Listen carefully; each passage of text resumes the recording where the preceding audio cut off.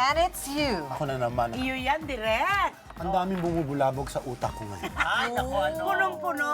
Ngayon naman ay nagkaroon ng issue yung kay Ann Curtis. Yes. Okay, nung una kasi nagkataon na nung Sunday na yon, hindi ko napanood yung ano yun. So pinanood ko na lamang sa internet, sa YouTube at napanood ko.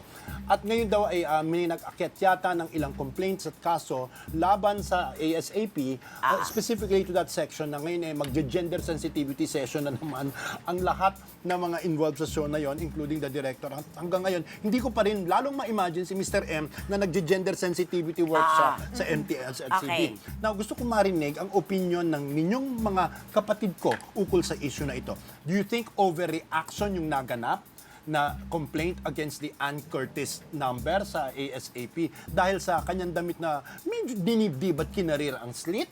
Okay? Or do you think na wasto lang to? Sige, direct. Oh. Ako, sa aking personal na opinion, ito'y ginawa para magpapansin, mapansin, masulat, at talagang maging to be talked about. Pangalawa, ang mga bata ay gising ng katanghalian ng linggo. Kung ito'y pinalabas ng hating gabi o madaling araw, wala akong sasabihin. Yun lang. Ako naman, in-explain kasi ni Ann kung ano ba talaga yung suot niya. Kumbaga yung paano ba niya sinuot yun at ano ba ang suot niya sa loob. Okay. Naiintindihan naman natin na hindi naman siguro ganun si Ann Curtis na bigla na lang Of course magpapakita not. ng... Of course not. Magbubuyang-yang. Oo, definitely hindi gagawin ni Ann yun. Ang siguro lang kasi may illusion yung damit na parang wala. Pero meron. May follow-up question Parang ako wala, dyan. pero meron. May follow-up question ako. In other words, huhusgahan natin yun sa ilusyon rather than sa realidad. Nangangahulugan na ang batayan ng complaint yung ilusyon na wala siyang kasuotan sa ilalim ng damit Pero na yun. meron. Pero actually Pero meron. kasi hindi naman maiintindihan ng tao na meron. Ang nakikita niya ay parang wala. So pero kung tayo yun sa showbiz, siguro kung nag-perform siya sa Isang atin, awards o sa night. awards night, o sa atin, na event natin, maiintindihan natin yung damit. Okay, may follow-up question pa ako bilang natatanging barako dito sa mesa natin. Hindi ko kinain. Totoy Direct. Mola. Okay. By June. No, by June. Tatay na yan. Okay. Sa tingin mo ba, that dress at saka that number was meant to titillate? Siyempre, sexy Tinamaan yung ka number. ba? Ay, tinamaan ako. Hindi Hindi, naman. tinamaan ka ba? May naramdaman ka bang kakaiba? Hindi, na-bother lang ako doon sa outfit. Okay. Medyo At na-bother gusto mong ako. bumili ng outfit gano'n? Hindi. Papasuot ko sa iba. Papasuot ko sa iba. So, direct, sa punto de vista ng mga Becky, dapat nga na-appreciate nila ito kasi ito ay Oo. art ito di ba? Pero parang tingnan mo yung sagot niya, nabagabag ako.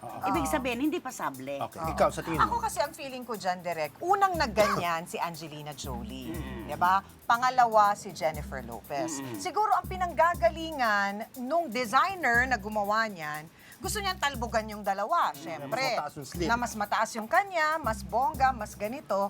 Tapos si Andy naman, dapat kinonsider niya yung fact na bilang artista, meron ka rin namang option to say no.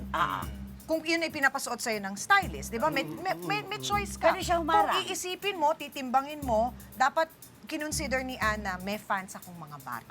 Tama. Kasi sa Showtime, At may nanonood. may nanonood na bata, sobrang di ba? bata. So kung susuotin ko siya, dapat inisip muna niya, sino ba ang gusto kong maka-appreciate mapasaya. ito o Appreciate mapasaya. ang bagay na ito. Dahil birthday ko to eh. Lahat naman tayo pag that's birthday true. natin. We're I doing mean, our best. bongga. Yeah. yes, because ako ay nanggaling sa isang noontime show na every birthday mo, kailangan, di ba, kinakarir mo yan. That's true, May that's production number ka. So siguro, nandun yung gusto niyang intention, pero nagkamali ng interpretasyon, ng So kaya siya atake. gusto niya gumawa ng something new. Because she's been trying to prove herself na pwede ako maging singer. I want to be a singer. Okay. Ginawa naman niya. Ito naman ang Oo, take in ko. fairness, Okay, ito nakakanota naman.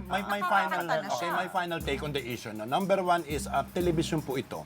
Okay? Tama. At dahil television po ito, ang batayan ng MTRCB ay mas mahigpit di hamak dahil television ito at higit sa lahat 12 o'clock Sunday. Okay? It's a family Na-assume day. na general public ang nanonood. Ikalawa, yung damit na yon ay again si Rihanna ang kailangan nating sisihin. Okay? Ang damit na ito ay batay sa sinuot ni Rihanna sa Victoria's Secret fashion show. Tama. Oo, na ganun din ba nun ganun siya? din. Ah, Ganun okay. din. So, binata yun doon. Again, dapat at tandaan natin yung Victoria's Secret show is really meant for an adult audience. Nagabi. Revelasyon yan. Okay. Nagabi. Okay. Saka ikatlo, hindi naman ganun ang karakter ni Ann Curtis. Tama. Okay, hindi ganun. So, nadamay lamang sa isang issue sa kanyang pagnanasa at pagnanasa nun show na magbigay ng isang bagay na kontrobersyal. At siguro ang final point, talagang grabe ang ratings war. People will do anything to beat each other. Sa during the labanan, ratings. ang pataasan na rating. Naku, Chang Ami, maganda Tama, ka direct. na. Maganda ka! Mga ako dito, sabi nga ni Direk, mga ako. Sabi ko sa'yo, pa-cover mo, nag-number 1 tayo Direct, nun tama ka. Kapag pinag-usapan ang figuran, lahat ay gagawin, lahat Exactly. ay babagtasin, lahat ay sisirain. That's Diba? right. Lahat na. Tama. Oo.